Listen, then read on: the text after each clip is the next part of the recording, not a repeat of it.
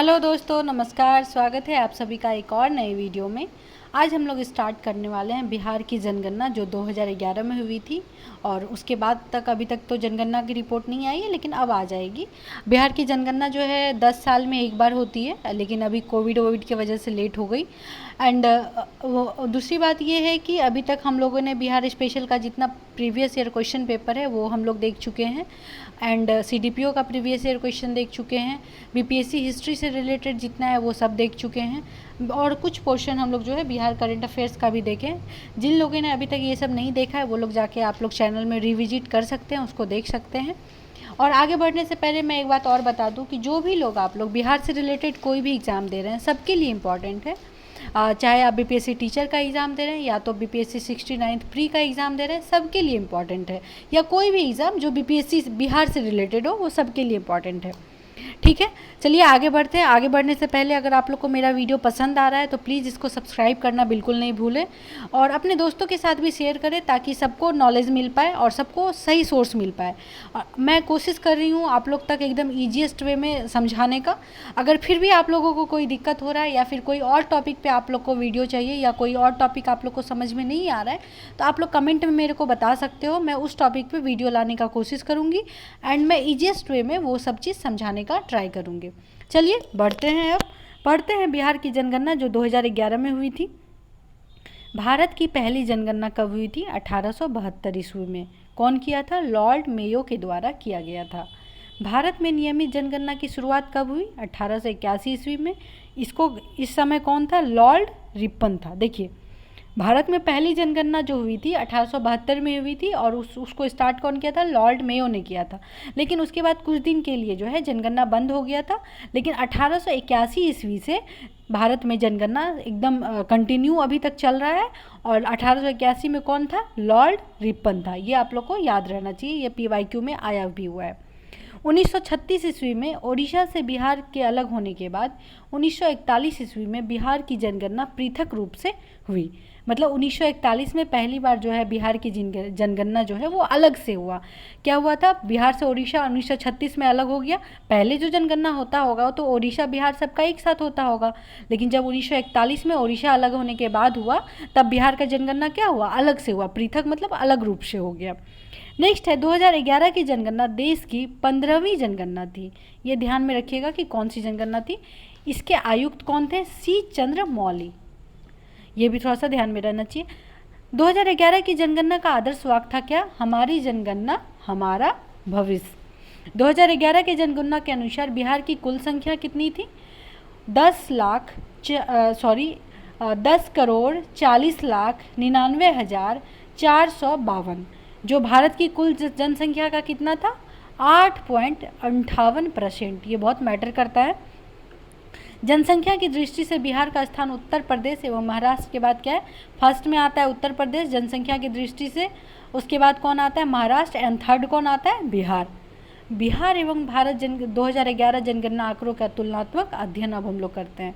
भारत और बिहार में तुलना करते हैं किसका कितना है।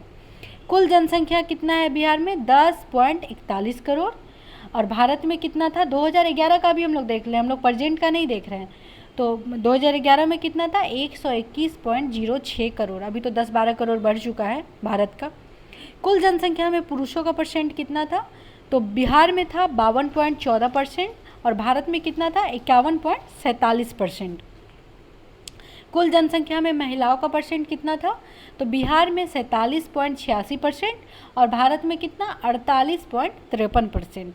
ग्रामीण जनसंख्या बिहार में कितनी? 9.23 करोड़ और भारत में कितना था ग्रामीण जनसंख्या? 83.37 करोड़। ग्रामीण जनसंख्या प्रतिशत में कितना? 88.7% जो है बिहार में और भारत में कितना? 68.8%। शहरी जनसंख्या बिहार में कितनी है? 1.18 करोड़ और भारत में कितनी? 37.71 करोड़। शहरी जनसंख्या परसेंट में बिहार में कितनी है? 11.3% और भारत में कितनी? 31.2%।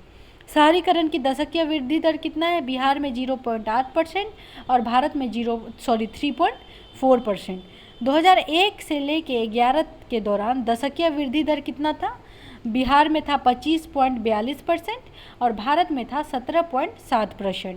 लिंगानुपात बिहार में कितना 918 और भारत में 943। मतलब 918 का मतलब ये हो गया कि 918 लड़की पे 1000 लड़का, और भारत में कितना 943 लड़की पे 1000 लड़का। ठीक है। बाल लिंग अनुपात 0 से 6 वर्ष तक कितना था बिहार में 935 और भारत में कितना 919। घनत्व कितना है बिहार में 1106 पर किलोमीटर स्क्वायर और भारत में कितना घनत्व है 382 पर किलोमीटर स्क्वायर। 0 से 14 आयु समूह का जनसंख्या प्रतिशत कितना है बिहार में 40.2% और भारत में कितना है 30.9%। 15 से लेके 59 आयु समूह का जनसंख्या प्रतिशत कितना है बिहार में 53.5% और भारत में कितना है 60.7%। 60 वर्ष और अधिक आयु समूह का जनसंख्या प्रतिशत बिहार में कितना है 6.3%, भारत में कितना है 8.4%। अब चलते हैं हम लोग साक्षरता दर देखते हैं। साक्षरता दर बिहार में कितना था 61.8% और भारत में कितना 73%। पुरुष साक्षरता दर बिहार में कितना 71.2% और भारत में 80.9%। देखिए ये सब पूछता है तो ध्यान में रहना चाहिए आप लोगों का। महिला साक्षरता दर बिहार में कितना 51.5% और भारत में कितना महिला साक्षरता 64.6%। साक्षरता दर में वृद्धि कितना हुआ 2001 से 11 के बीच में बिहार में हो गया 17.9% की वृद्धि और भारत में हो गया 10.9% की वृद्धि। ग्रामीण साक्षरता दर बिहार में कितना है 59.8% और भारत में कितना है 67.8%। शहरी साक्षरता दर बिहार में कितना है 76.9% और भारत में कितना है 84.1%।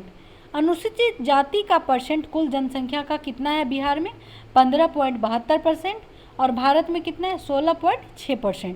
अनुसूचित जनजाति का परसेंट कुल जनसंख्या का बिहार में कितना है 1.3% और भारत में कितना है 8.6%। अब चलते हैं बिहार 2011 जनगणना जो था उसके संबंधित आंकड़े को हम लोग देखते हैं।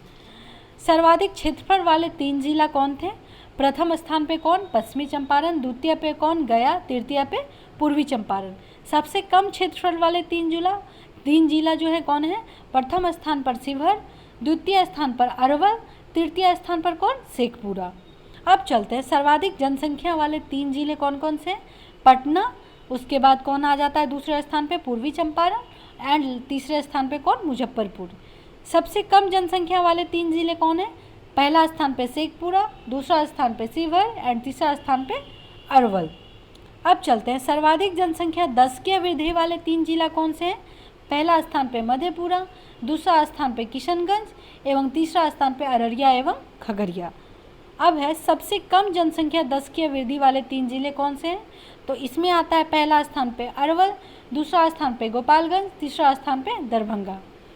अब नेक्स्ट है सर्वाधिक लिंगानुपात वाले 3 जिले कौन है? पहला स्थान पे गोपालगंज, दूसरा स्थान पे सिवान एंड तीसरा स्थान पे सारण। नेक्स्ट है सबसे कम लिंगानुपात वाले 3 जिले कौन है? पहला स्थान पे मुंगेर, दूसरा स्थान पे भागलपुर, तीसरा स्थान पे खगड़िया। अगला है सर्वाधिक बाल लिंगानुपात वाले 3 जिले कौन से हैं? पहला स्थान पे किशनगंज, उसके बाद कौन आता है? कटिहार एवं तीसरा स्थान पे कौन? गया। सबसे कम बाल लिंगानुपात वाले 3 जिले कौन है? तो इसमें पहला स्थान पे आता है वैशाली, दूसरे पे आता है पटना एवं तीसरे पे कौन आता है? मुजफ्फरपुर। अब है सर्वाधिक जनसंख्या घनत्व वाले 3 जिले कौन से हैं? तो पहला में आता है शिवहर, दूसरा स्थान पे पटना एवं तीसरा स्थान पे दरभंगा। अब चलते हैं हम लोग सबसे कम जनसंख्या घनत्व वाले 3 जिले कौन है? पहला स्थान पे आ जाता है कैमूर, द्वितीय स्थान पे आ जाता है जमुई, तृतीय स्थान पे आ जाता है बांका। नेक्स्ट है सर्वाधिक शहरीकरण वाले 3 जिले कौन से हैं? तो पहला पे इससे आगे क्वेश्चन छूट रहा है हमारा। सर्वाधिक शहरीकरण वाले 3 जिले कौन से हैं? तो पहला स्थान पे आता है पटना, दूसरा पे आता है मुंगेर एंड तीसरा पे कौन आता है? भागलपुर। अब है सबसे कम शहरीकरण वाले 3 जिले कौन से हैं? तो पहला स्थान पे आ जाएगा समस्तीपुर और बांका, दूसरा पे कौन आ जाएगा? मधुबनी एंड तीसरा पे कौन आ जाएगा? कैमूर। अब नेक्स्ट है सर्वाधिक साक्षरता वाले 3 जिले कौन से हैं? तो पहला पे आ जाएगा रोहतास, दूसरा स्थान पे पटना एवं तीसरा स्थान पे भोजपुर। सबसे कम साक्षरता वाले 3 जिले कौन से हैं? तो पहला स्थान पे आ जाएगा पूर्णिया, दूसरा स्थान पे सीतामढ़ी एंड तीसरा स्थान पे कौन आ जाएगा? कटिहार। अब है सर्वाधिक पुरुष साक्षरता वाले दर वाले जो 3 ज़िले हैं वो कौन से हैं? तो पहला स्थान पे रोहतास, दूसरा स्थान पे भोजपुर एवं तीसरा स्थान पे बक्सर। सबसे कम पुरुष साक्षरता दर वाले 3 ज़िले कौन से हैं? तो इसमें पहला स्थान पे कौन आ जाएगा? पूर्णिया, और दूसरे स्थान पे कौन आ जाएगा? कटिहार, और तीसरे स्थान पे कौन आ जाएगा? सीतामढ़ी। अब है सर्वाधिक महिला साक्षरता वाला 3 जिला कौन सा है? तो पहला है रोहतास, उसके बाद आता है मुंगेर, फिर तीसरा पे कौन आता है? पटना। अब है सबसे कम महिला साक्षरता दर में कौन 3 जिले हैं? तो सबसे पहला स्थान पे इसमें आएगा सहरसा, एंड दूसरा स्थान पे आएगा मधेपुरा, एंड तीसरा स्थान पे आएगा पूर्णिया। अब है सर्वाधिक ग्रामीण साक्षरता दर वाले 3 जिले कौन से हैं? तो पहला पे रोहतास, दूसरा पे औरंगाबाद एवं तीसरा पे भोजपुर। नेक्स्ट है सबसे कम ग्रामीण साक्षरता दर वाले 3 जिले कौन से हैं? तो पहला जो आता है ग्रामीण में, पहला पूर्णिया एवं दूसरा कटिहार एवं तीसरा सीतामढ़ी। अगला है सर्वाधिक शहरी साक्षरता दर वाले 3 जिले कौन से हैं? तो पहला है कैमूर, दूसरा है पटना एवं तीसरा है मुंगेर। अब है सबसे कम साक्षरता दर वाले 3 जिले कौन से हैं? तो पहला में आएगा शिवहर, दूसरा में आएगा शेखपुरा, तीसरा में कौन आएगा? मधुबनी। अब नेक्स्ट है सर्वाधिक अनुसूचित मतलब 80% वाले 3 जिले कौन से हैं? तो पहला स्थान पे आएगा गया, दूसरा पे नवादा एवं तीसरा पे औरंगाबाद। अब है न्यूनतम अनुसूचित जाति मतलब 80% वाले 3 जिले कौन से हैं? तो न्यूनतम में पहला आ जाएगा किशनगंज, दूसरा आ जाएगा कटिहार, तीसरा आ जाएगा भागलपुर। अब आते हैं सर्वाधिक अनुसूचित जनजाति मतलब 80% वाले 3 जिले कौन से हैं? तो पहला स्थान पे आ जाएगा पश्चिमी चंपारण, दूसरा स्थान पे आ जाएगा कटिहार एवं तीसरा स्थान पे कौन आ जाएगा? जमुई। अब आते हैं न्यूनतम अनुसूचित जनजाति प्रतिशत वाले 3 जिले मतलब न्यूनतम एसटी। सबसे पहला स्थान पे कौन आ जाएगा?